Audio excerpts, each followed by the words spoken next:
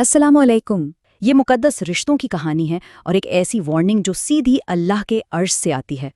اس بات کو سمجھنے کے لیے ذرا ایک منظر تصور کریں، ایک ایسا منظر جو شاید ہم میں سے بہتوں کے لیے جانا پہچانا ہو۔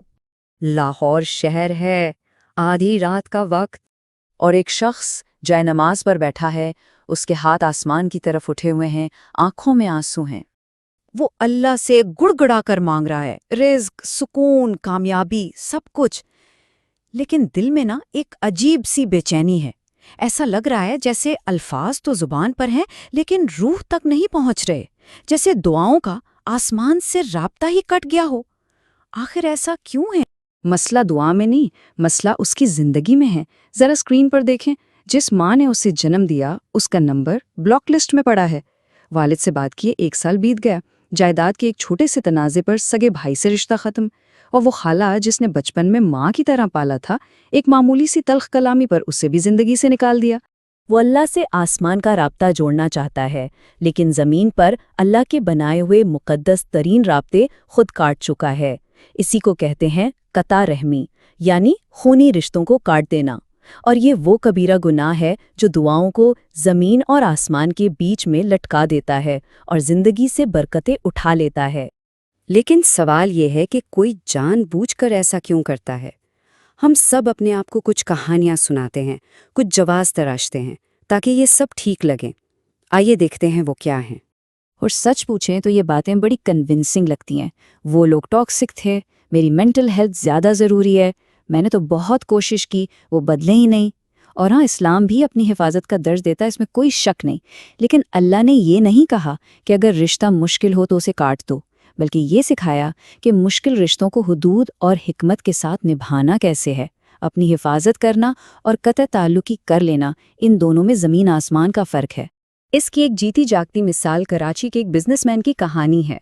اس کے والد کا مزاج کافی سخت تھا۔ بیٹے نے سوچا کہ بھئی اپنے ذہنی سکون کے لیے والد صاحب سے دور رہنا ہی بہتر ہے، اور اس نے ان سے ہر طرح کا رابطہ کاٹ دیا۔ پورے 5 سال گزر گئے، اس کا کاروبار بھی چمک گیا، بڑا گھر بھی بن گیا، لیکن زندگی میں وہ سکون اور برکت نہیں آئی۔ ہر دعا بے اثر لگتی تھی۔ پھر ایک دن فون آیا کہ والد ہسپتال میں ہے۔ جب وہ وہاں پہنچا تو بستر پر لیٹے باپ نے ایک بہت ہی کمزور آواز میں صرف ایک سوال پوچھا، بیٹا، میں مانتا ہوں کہ میں سخت تھا، لیکن کیا میں 5 سال کی اس خاموشی کا حقدار تھا؟ آپ جو بات سامنے آنے والی ہے وہ کسی انسان کی نہیں، بلکہ یہ سیدھا اللہ کے عرش سے جاری ہونے والا ایک فرمان ہے۔ صحیح بخاری کی حدیث ہے، نبی کریم صلی اللہ علیہ وسلم نے فرمایا کہ رحم یعنی خونی رشتہ اللہ کے عرش سے لٹکا ہوا ہے، اور ہر لمحہ یہ اعلان کر رہا ہے، جس نے مجھے جوڑے رکھا اللہ اس سے اپنا تعلق جوڑے رکھے گا، اور جس نے مجھے کاٹ دیا اللہ اس سے اپنا تعلق کاٹ لے گا۔ ایک لمحے کے لیے اس جملے پر ٹھہر جائیں، اللہ اس بندے سے اپنا تعلق کاٹ لے گا۔ ذرا سوچیں، کیا اس سے بڑی کوئی محرومی، کوئی سزا ہو سکتی ہے؟ اور جب اللہ کسی سے اپنا تعلق کاٹتا ہے تو پھر ہوتا کیا ہے؟ رزق کے دروازے تنگ ہونے لگتے ہیں، زندگی سے خیر و برکت اٹھا لی جاتی ہے، دعائیں قبولیت تک نہیں پہنچ پاتی، اور وہ ذہنی سکون جس کی خاطر رشتے توڑے گئے تھے وہ ایک سراب بن جاتا ہے، ایک دھوکہ جو کبھی ہاتھ نہیں آتا۔ ذرا تصور کریں، قیامت کا دن ہے، اللہ کے سامنے کھڑے ہیں، سوال ہوتا ہے، تم نے اپنے باپ سے رشتہ کیوں توڑا تھا؟ اپنی ماں کا نمبر کیوں بلاک کیا تھا؟ اور جواب ہو، یا اللہ انہوں نے مجھے بہت تکلیف دی تھی، تو کیا جواب کی توقع ہے؟ کیا میرے حکم میں یہ کوئی شرط لکھی تھی کہ رشتے صرف تب تک نبھانا جب تک وہ آسان ہوں؟ لیکن اسلام صرف ڈراتا نہیں، وہ راستہ بھی دکھاتا ہے۔ مایوسی کی کوئی بات نہیں، کیونکہ ہمارا دین ہمیں اس مسئلے کا ایک بہت ہی خوبصورت اور عملی حل بھی دیتا ہے۔ ایک صحابی نے نبی کریم صلی اللہ علیہ وسلم سے آ کر شکایت کی کہ یا رسول اللہ، میں اپنے رشتہ داروں سے اچھا سلوک کرتا ہوں لیکن وہ میرے ساتھ برا کرتے ہیں۔ تو آپ صلی اللہ علیہ وسلم نے فرمایا، اگر بات ایسی ہی ہے جیسی تم کہہ رہے ہو تو تمہارا یہ عمل ان کے لیے جلتی ہوئی راکھ کی طرح ہے، اور جب تک تم اس نیکی پر قائم رہو گے اللہ کی طرف سے ایک مددگار تمہارے ساتھ رہے گا۔ مطلب صاف ہے، وہ برا کرے، آپ اپنی نیکی مت چھوڑیں۔ تو پھر رشتہ نبھانے کا مطلب کیا ہے؟ کیا اس کا مطلب ہے کہ روزانہ ملیں یا خود کو تکلیف دیں؟ نہیں، بالکل نہیں۔ اسلام حکمت کا دین ہے۔ کم سے کم رابطہ بھی رابطہ ہے، ایک سلام کا میسج بھیج دینا بھی تعلق جوڑ دیتا ہے۔ ان کے لیے چھپ کر دعا کرنا بھی صلہ رحمی ہے، اگر وہ ضرورت مند ہے تو ان کی مدد کرنا، مہینے میں ایک بار خیریت پوچھ لینا۔ مکمل خاموشی اور بائیکاٹ دراصل یہی قطع رحمی ہے۔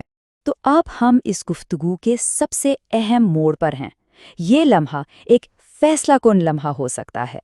اگر یہ باتیں دل کو چھو رہی ہیں تو جان لیں کہ یہ کوئی اتفاق نہیں ہے، یہ اللہ کی طرف سے ایک اشارہ ہے، ایک موقع ہے کہ اس تعلق کو دوبارہ جوڑ لیا جائے جسے اللہ نے خود مقدس قرار دیا ہے۔ تو آج رات سونے سے پہلے کیا یہ 4 چھوٹے سے قدم اٹھائے جا سکتے ہیں؟ پہلا، اللہ سے اس غفلت پر سچے دل سے توبہ کریں۔ دوسرا، ان تمام رشتوں کو ایک کاغذ پر لکھیں جن سے رابطہ ٹوٹ چکا ہے۔ تیسرا، ان میں سے کسی ایک کو، صرف ایک کو، ایک سادہ سا پیغام بھیج دیں، السلام علیکم۔ اور چوتھا، آج سے ہر رات ان سب کے لیے دعا کرنا شروع کر دیں۔ اور اللہ کے اس وعدے کو ہمیشہ یاد رکھیں۔